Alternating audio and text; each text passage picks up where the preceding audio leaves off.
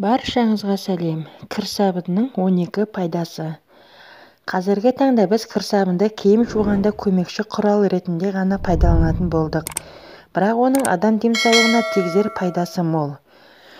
Мысалы, адамның қолына тікен немесе ағаштың жаңқасы кіріп кеткен жағдайда, оны инемен тескілеп жанымызды ауыртамыз. Осындайда кір сабынды жылы суға езіп, дәкеге қалыңдау етіп жағып, тікен кірген жерге таңып қойсаңыз, 1 сағаттың ішінде тікен өзінен өзі сыртқа шығады.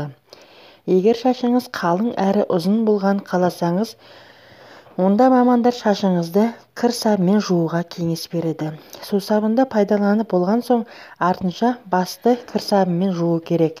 Содан соң суға 1-2 тамшы сірке суын қосып, шашты қайта жусаңыз, шаштың түбін қатайтуға көмектеседі.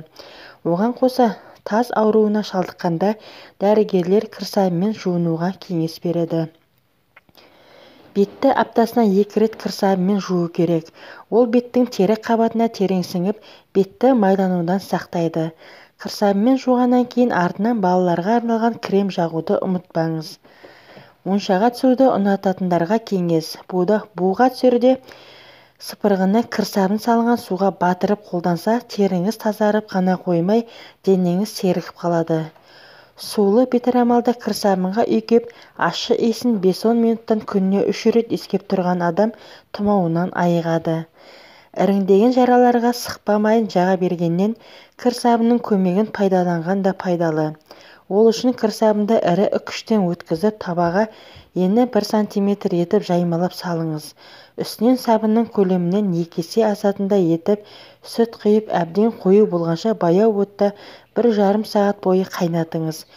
Суыған осы қоспаны жұқалап қағаз бетіне жағып, жара үстіне дәкемен орап қойсаңыз, жетіп жатыр.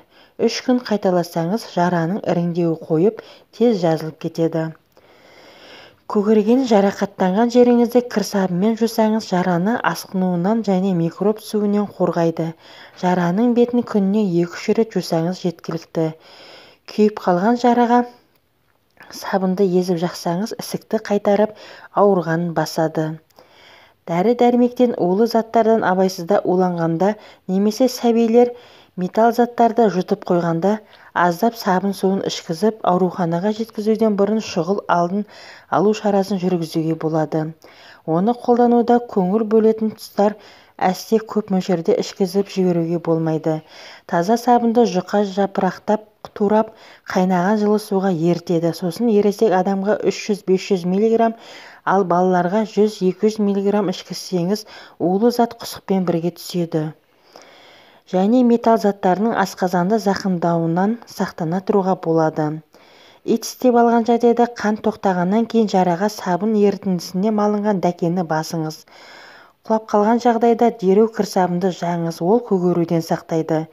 Ер адамдар қырынғаннан кейін тері тітіркенсе, кір сабымен сабындап қоюға болады. Көпіршік кебуін күтіп, кепкеннен кейін сумен шайыңыз. Сіздермен бірге болған пайдалы ақпараттар каналы. Келесі видеода кездескенше сау болайық.